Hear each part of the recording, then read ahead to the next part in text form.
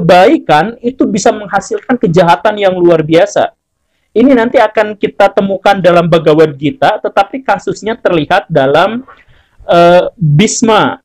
Jadi Bhisma itu adalah orang yang sangat kuat, hebat, tidak bisa dikalahkan. Dia bahkan ditakuti oleh Dewa Indra, bahkan para Surama yang adalah perwujudan Wisnu sebelum Krishna, itu juga bisa dikalahkan oleh Bhisma.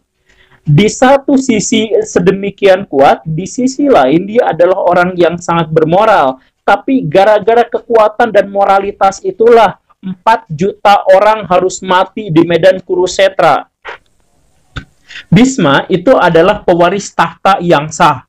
Dia kuat. Kalau seandainya dia menjadi raja, maka dia benar-benar bisa membawa kerajaannya kepada masa kejayaan. Tetapi pada satu waktu, ayahnya yang pada waktu itu masih menjadi raja, kepincut tertarik dengan seorang perempuan cantik. Dia pengen menikahi si perempuan itu untuk dijadikan istri kedua.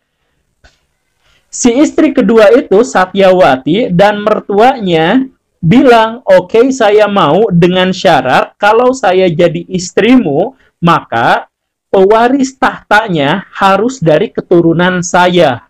Dan itu berarti harus menyingkirkan Bhisma sebagai pewaris tahta dari istri pertama. Sentanu bingung, mikir.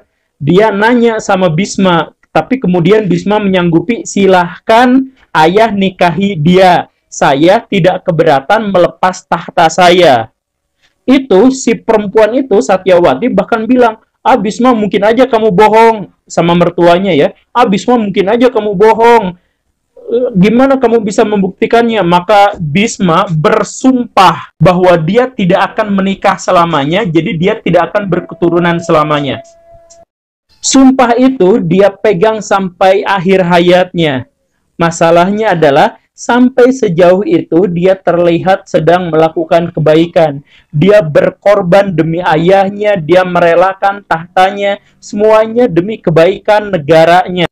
Tapi dampaknya apa? Dampaknya dari situ adalah bahwa kerajaan tidak lagi dipimpin sama dia, tetapi dipimpin oleh adik tirinya, Wicitrawirya, yang manja dan tidak terlalu baik.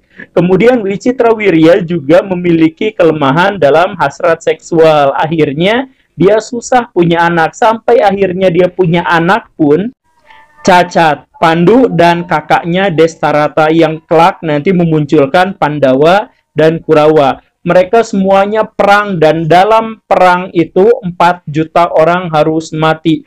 4 juta orang harus mati dengan berbagai skandal yang terjadi sebelumnya. Itu terjadi gara-gara kebaikan hati Bhisma. Seandainya pada waktu itu Bhisma nuntut sama ayahnya, ayah jangan kayak gitu, tahta itu sah milik saya. Kalau seandainya dia melakukan kejahatan kecil itu, maka kejahatan besar di kemudian hari tidak akan terjadi. Ya memang Bhisma pada waktu itu tidak tahu tentang masa depan. Tapi dalam Mahabharata, hal yang baik, hal yang benar, hal yang ikhlas bisa saja memunculkan hal yang buruk, bahkan sangat-sangat buruk. Oke, baraya itu saja. Semoga bermanfaat. Saya mohon maaf kalau misalkan dianggap terlalu bertele-tele. Terima kasih karena sudah menyaksikan.